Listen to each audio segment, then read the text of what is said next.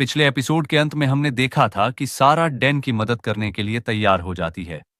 इस एपिसोड की शुरुआत में हमें एक क्लॉक टावर को दिखाया जाता है जो एक गहरे पर्पल स्काई के नीचे खड़ा है। आसमान में अजीब सी दरारें फैली हुई हैं जो आने वाली कैटेस्ट्रफ का साफ संकेत देती है। अचानक एक विशाल मॉन्स्टर का जबड़ा दिखाई देता है, चिपचिपा और रेजर शार्प दांतों से भरा हुआ, जो सब कुछ निगल जाने को तैयार है। एक के बाद एक ग्रोटेस्क मॉन्स्टर्स दिखने लगते हैं, बिगड़े हुए गोलेम से लेकर सैवेज ऑर्क्स तक। उन सभी मॉन्स्टर के सामने काले क्लोक पहने सारा के रहस्यमयी लोग खड़े हैं। लड़ाई पूरी तरह अनइवन है, फिर भी वो पीछे हटने को तैयार नहीं है। इसी बीच डेन कैम्बल घबराया और कंफ्यूज्ड नजर आता है। तभी अचानक सारा की आवाज आती है, जो डेन से कहती है, मुझे नहीं पता तुम मेरे बारे में कितना जानते हो, या फिर तुमने ये सब कैसे पता लगाया। हम इसके बारे में बाद में बात करेंगे। तभी एक मास्क्ड फीमेल सोर्ड्समैन, सुनहरे बालों वाली, अपनी तलवार निकालती है। तलवार से तेज गोल्डन लाइट चमक उठती है। वो लड़ाई के लिए पूरी तरह तैयार है। सारा मुस्कुराते हुए डेन से कहती है, जब वो वक्त आएगा तो तुम्हें अपने हर एक वर्ड की रिस्पॉन्सिबिलिटी लेनी पड़ेगी, डैन कैम्बल। अगले ही पल सारा के लोग लड़ाई में कूद पड़ते हैं। वो तेजी से एक मॉन्स्टर को गिराते हैं और बाकी पर स्किलफुली हमला करते हैं। काले क्लोक वाले लोगों में से एक लड़की जोरदार तरीके से लड़ रही होती है। वो हैरानी से चिल्लाती है, ये पावर तो बिल्कुल अब्सर्ड है। डेन तुरंत एलेना की ओर मुड़ता है, जिसे वो प्रेसिडेंट कहकर पुकारता है। वो एलेना से कहता है, हमारे पास टाइम नहीं है प्रेसिडेंट, हमें अभी तुरंत क्लॉक टावर पर जाना होगा। डेन टावर की ओर इशारा करता है और कहता है, ऊपर कोई एनिमी हमारा इंतजार कर रहा है। एलेना शक भरी नजर से पूछती है, कौन इंतजार कर रहा है? तुम कहना क्या चाह रहे हो, डैन? डैन के हिचकिचाने पर वो गुस्सा हो जाती है और वो कहती है, अगर तुम्हें बहाने बनाने हैं तो चुप रहो। वो उसे घूरते हुए कहती है, जब से मैं तुमसे मिली हूं तुम्हारी एक भी बात पूरी तरह सिंसियर नहीं थी। तुम या तो बातें छुपाते हो या उनसे बचते रहते हो। फिर अचानक एलेना का लहजा थोड़ा नरम पड़ता है और वो कहती है, लेकिन इस तरह का व्यवहार हमेशा किसी रीजन की वजह से होता है, इसीलिए मैं अभी तुम्हारे साथ हूं। दोनों सनसेट की रोशनी में क्लॉक टावर की तरफ बढ़ने लगते हैं। एलेना कहती है, तुम्हें स्मार्ट एक्सक्यूजेस बनाने की जरूरत नहीं है, बस इस पर फोकस करो कि तुम्हें करना क्या है। डैन राहत की सांस लेते हुए कहता है, मुझे समझने के लिए धन्यवाद प्रेसिडेंट। एलेना उसकी ओर देखती है और हल्की सी मुस्कान के साथ बोलती है, तुम्हारे अंदर काफी अजीब साइड्स हैं, लेकिन तुम अपने तरीके से काफी काइंड भी लगते हो। यह अचानक मिला कॉम्प्लीमेंट डैन को चौंका देता है। वो चुप हो जाता है, बस सुनता रहता है। उसके चेहरे पर हल्की सी एम्बैरेसमेंट झलकने लगती है, एलेना की शार्प समझदारी के कारण। तभी अचानक एक विशाल और डरावना मॉन्स्टर उनका रास्ता रोक लेता है। डैन बताता है कि ये ओरिजिनल फ्लैश टेरर का क्रीचर है, जिसकी रिजेनरेटिव एबिलिटी लगभग इन्फिनिट है, यानी इसे मारना नामुमकिन है। इसे रोकने का बस एक ही तरीका है, इसे क्लॉक टावर से दूर ले जाना। डैन घबरा कर एलेना से पूछता है, क्या तुम इसका अटेंशन अपनी तरफ खींच सकती हो? डैन की चिंता के उलट एलेना ठंडे अंदाज में अपनी तलवार निकालती है और कहती है, मैं बिना हिचकिचाए इसे बीच से काट दूंगी।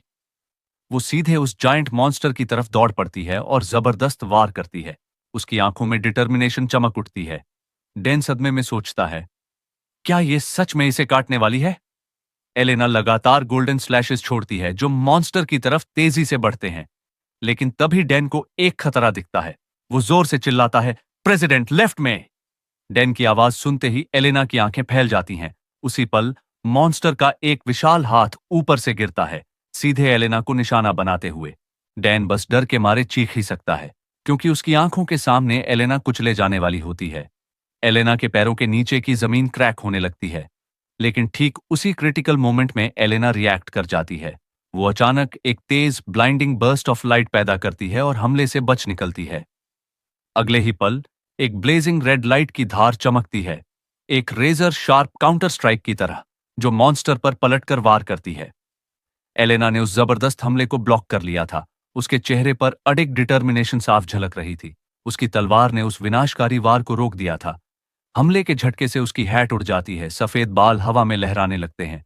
एलेना पूरी ताकत इकट्ठा करती है और मॉन्स्टर के शरीर पर एक बेहद शक्तिशाली वार करती है, लेकिन इम्पैक्ट के साथ ही उसकी तलवार टूट जाती है।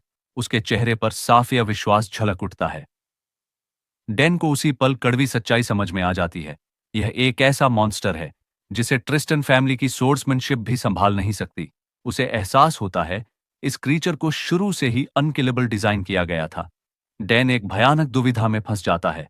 वो कहता है, मेरे पास टाइम नहीं है, मुझे टावर तक पहुंचना होगा, लेकिन मैं एलेना को ऐसे छोड़ भी नहीं सकता। तभी एलेना उसका नाम पुकारती है, डैन कैंपबेल। थकी हुई आवाज में वह कहती है, अगर मैं इस मॉन्स्टर को रोकते हुए यहीं मर जाऊं, तो एल्फांटे एकेडमी को बचा लेना। डैन उसके शब्द सुनकर हैरान रह जाता है और अपने मन में सोचता है, सिर्फ इसलिए कि तुम्हारी तलवार थोड़ी टूट गई है, तो क्या तुम्हारा हौसला भी टूट गया, एलेना ट्रिस्टन? सिस्टम तुम्हारे बारे में कुछ भी कहे, लेकिन तुम जैसे इंसान को ऐसी कमजोरी दिखाने का हक नहीं है, क्योंकि तुम इस दुनिया की फाइनल बॉस बनने के लिए ही किस्मत में लिखी गई हो। और ठीक उसी पल डैन एलेना को पुकारता है, प्रेसिडेंट। एलेना शांत स्वर में जवाब देती है, बोलो। डैन कहता है, शायद ये आखिरी बार हो, इसलिए एक बात कह देता हूं। एलेना हैरानी से पूछता है, क्या? तभी डैन एलेना के कान में कुछ कहता है। एलेना का चेहरा शांत है, लेकिन आंखों में गहरी उदासी है। उसके फुसफुसाए शब्द सुनते ही एलेना पूरी तरह फ्रोजन हो जाती है। तभी मॉन्स्टर जमीन हिला देने वाली दहाड़ निकालता है। अचानक एलेना की आंखें डरावने लाल रंग से जल उठती हैं। ये फाइनल बैटल है, और एलेना पीछे हटने वाली नहीं है। वो अपनी बची खुची हर ताकत झोंक देती है। वो उस मॉन्स्टर की ओर दौड़ते हुए अपने सबसे फियर्स अटैक्स अनलीश करती है। वो फाइनल बैटल के लिए पूरी तरह तैयार थी।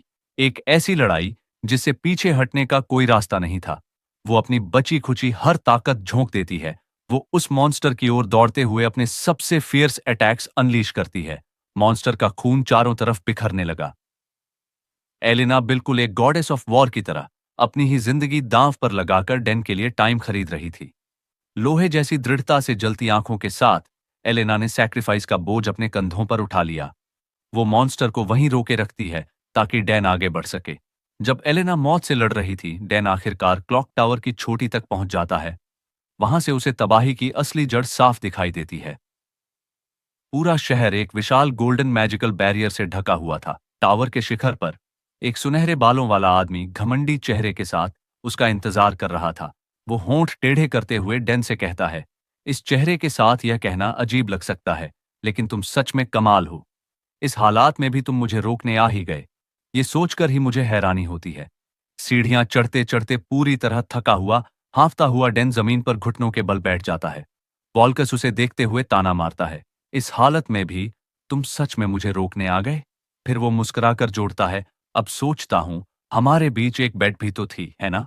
डैन सिर उठाता है। उसकी आंखें आग की तरह जल रही होती हैं। वो कहता है, उस बेट को जीतने मैं यहां आया हूं।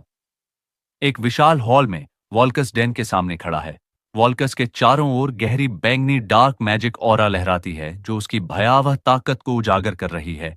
वो बोलता है, मैं तुम्हें एक बात साफ साफ बता दूं, मुझे डीमन से नफरत है, और जो उनकी वर्शिप करते हैं वो भी उतने ही घिनौने हैं, और उनसे जुड़े हर इंसान से भी। उसकी आंखों में हजारों सालों से दबा हुआ गुस्सा और दर्द भरा हुआ है। डैन अपनी तलवार का हैंडल पकड़ता है। वो समझदारी से जवाब देता है, उसे पता है वॉल्कस ने हजारों साल डीमंस की जंजीरों में जकड़े हुए गुजारे हैं। लेकिन डैन एक कॉन्ट्रडिक्शन भी दिखाता है, अगर तुम्हें डीमंस से इतनी नफरत है, तो फिर तुमने उस प्रॉफिट के साथ हाथ क्यों मिलाया जो डीमंस की ताकत का लालच रखता है? ये सुनकर वॉल्कस अपनी आंखें संकरी कर लेता है। डैन आगे कहता है, क्या ये सब सिर्फ सर्टेनिटी की वजह से है? इस सर्टेनिटी के लिए कि उसे एक फ्री डेथ मिलेगी, एक ऐसी अमर जिंदगी से मुक्ति जो सिर्फ यातना थी। डैन बताता है, ओरिजिनल स्टोरी में प्रॉफिट ने वॉल्कस की जिंदगी भर की इच्छा को दांव पर लगाकर एक कॉन्ट्रैक्ट किया था कि वह तुम्हें वही मौत देगा जिसकी तुम बरसों से कामना कर रहे हो। शर्त बस एक थी, एल्फंटे एकेडमी को पूरी तरह मिटा देना। वॉल्कस के लिए ये एक एस्केप था, एक ऐसी जिंदगी से बाहर निकलने का रास्ता जहां मौत मना थी, चाहे वो अपनी मर्जी से हो या नहीं। प्रॉफिट ने वॉल्कस से वादा किया था कि वो उसके इस अंतहीन जीवन को जरूर खत्म करेगा। वो मिजरेबल लाइफ जो किंगडम के लोगों ने गोल्डन चेन्स की तरह कस रखी थी, आखिरकार खत्म हो सकती थी। उलटे हॉल में अकेले खड़े वॉल्कस की तस्वीर उसके अकेलेपन और बोझ को दर्शाती है। काफी सोचने के बाद वॉल्कस के पास कोई और रास्ता नहीं बचता। उसे एक फैसला लेना ही था, एक ऐसा चुनाव जो कई लोगों की किस्मत बदलने वाला था। वो खुद से कहता है, क्या डेमन से बंधी एक जिंदगी किसी विलेन को सौंपना सही है? उसका दिल मुक्ति की चाह और दुनिया के प्रति जिम्मेदारी के बीच फंसा हुआ है, और आखिरकार उसने अपना फैसला कर लिया। डार्क पावर का एक जोरदार विस्फोट होता है। उसकी चॉइस सील हो जाती है। वो कॉन्सिक्वेंसेस की परवाह किए बिना पैक्ट स्वीकार कर लेता है।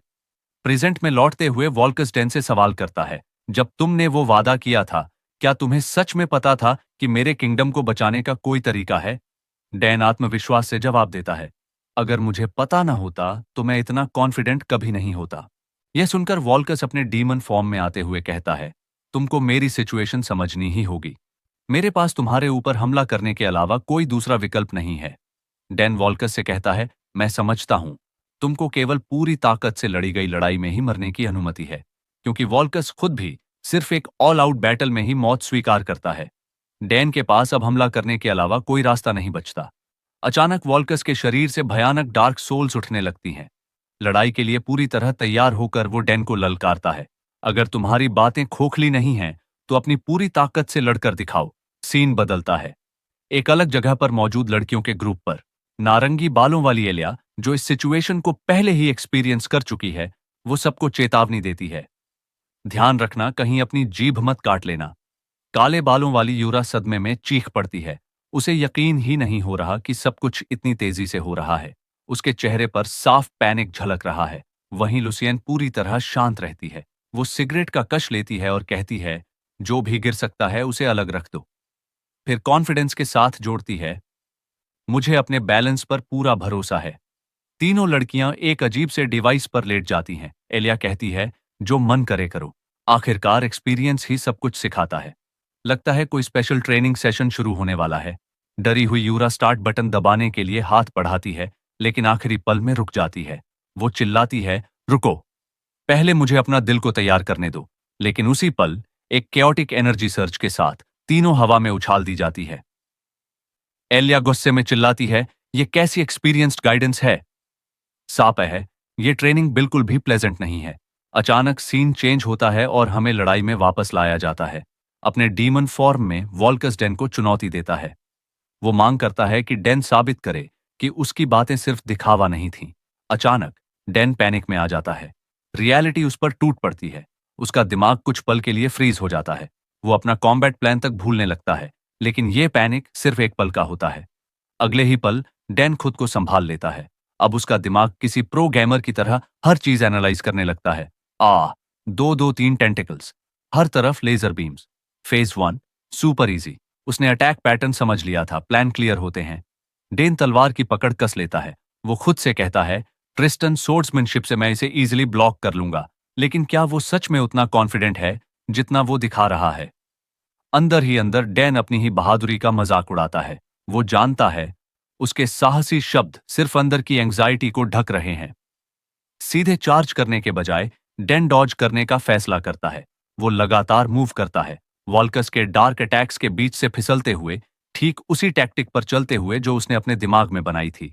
वॉल्कस के हमलों से निकली डिमोनिक आंखें डैन को चिढ़ाते हुए कहती हैं, लड़ क्यों नहीं रहे, भाग क्यों रहे हो? वो उसे प्रोवोक करने की कोशिश करती है ताकि वो अपना प्लान तोड़ दे। तभी डार्क एनर्जी का एक और मैसिव ब्लास्ट निकलता है, कानों को फाड़ देने वाली आवाज के साथ। वॉल्कस की पावर अंतहीन लगती है, पूरा हॉल उससे भर जाता है। राक्षसी मुंह डैन के डॉज करने से झुंझलाने लगते हैं। अब वो लेजर जैसी एनर्जी बीम्स दागने लगते हैं, प्रेशर और बढ़ाते हुए। डैन पिलर्स के बीच उछलता कूदता रहता है। वो मन ही मन सोचता है, वेटरन गेमर के डॉज इंस्टिंक्ट्स एक्टिवेट हो चुके हैं। उसका गोल है वॉल्कस को कॉम्बैट मोड चेंज करने पर मजबूर करना। हालांकि उसे डर भी है, मेरे सारे स्टैट्स तो एफ हैं, कहीं सच में मर ही न जाऊं। तभी पिच ब्लैक एनर्जी का एक गोला भयानक स्पीड से डैन की तरफ आता है। वो और कुछ नहीं बल्कि एलेना से लड़ रहे मॉन्स्टर का ही सिर होता है। डैन उसे पहचान लेता है और शॉक में बोलता है, एलेना ने कर दिखाया। लेकिन डैन तुरंत एक अजीब बात नोटिस करता है। उसे याद है, जब ये मॉन्स्टर मरता था तो उसका ब्रेन या हार्ट एक्सप्लोड हो जाता था। लेकिन यहां ऐसा कुछ नहीं हुआ। उसी समय बैटलफील्ड में लंबे प्लेटिनम बालों वाली एलेना प्रकट होती है। इसी बीच वॉल्कस की एक डैमनिक आंख पूरी तरह खुल जाती है। भारी मात्रा में डार्क एनर्जी जमा करते हुए एक डिस्टेबलिंग अटैक की तैयारी में एलेना बिना एक पल की हिचकिचाहट के चार्ज करती है। अगले ही क्षण उसकी तलवार रोशनी और ऊर्जा के जबरदस्त विस्फोट के साथ सीधे उस डैमनिक आंख से टकराती है। एक भयानक धमाका गूंज उठता है और उसी वार में वॉल्कस की वो आंख पूरी तरह डिस्ट्रॉय हो जाती है। डैन उस ब्लास्ट के इम्पैक्ट के कारण सीधा जाकर दीवार से टकराता है। वॉल्कस उसका मजाक उड़ाते हुए कहता है, क्या अब भी तुम्हारे अंदर लड़ने की इच्छा है? धूल और चोटों से ढका हुआ होने के बावजूद डैन की नजर नहीं डगमगाती। उसका रिजॉल्व पहले से कहीं ज्यादा मजबूत हो चुका था। अपने डीमन फॉर्म में वॉल्कस घबराए हुए डैन की ओर बढ़ता है। डैन चिल्लाता है, रुको, जरा रुको। वो इस डायरेक्ट कॉन्फ्रंटेशन के लिए अब भी पूरी तरह तैयार नहीं लगता। वॉल्कस की डिमोनिक आंखें तेजी से चमक उठती हैं। वो ठंडे स्वर में घोषणा करता है, एक बार ये फॉर्म सामने आ जाए तो मैं रुक नहीं सकता। वॉल्कस डैन पर अटैक करते हुए कहता है, जैसा सोचा था, तुम मेरे सामने टिक नहीं सकते। फिर भी वो जोड़ता है, लेकिन तुम्हारी बहादुरी को मैं याद रखूंगा। अगले ही पल डैन एक अपार ताकत से पीछे उछल जाता है, लेकिन तभी जंजीरों से बंधी एक तलवार डैन के ठीक सामने आकर रुक जाती है। यहां तक कि वॉल्कस भी इस अचानक हुई इंटरवेंशन से चौंक जाता है। ऊपर से दो आकृतियां तेजी से नीचे कूदती हैं। ये हैं यूरा और लुसियन। वो घोषणा करते हैं, हम वॉल्कस इस डीमन वर्शिपर को यहीं रोकेंगे। आखिरकार डैन की रीइंफोर्समेंट्स पहुंच चुकी थीं। लुसियन मुंह में सिगरेट दबाए डैन की ओर देखते हुए शांत लहजे में बोलती है, मैं तुम्हें बचाने आई हूं। सिर पर गोल्डन क्राउन पहने यौरा डैन को सुरक्षित देखकर खुशी से झूम उठती है। वो राहत भरी आवाज में उसका नाम पुकारती है। नारंगी बालों वाली एलिया जोर से उतरती है। उसके पैरों के नीचे एनर्जी का एक सर्कल बन जाता है। वो डैन की ओर मुस्कुराती है और कहती है, तुमने कॉफी अच्छा किया डैन, अब तक टिके रहे।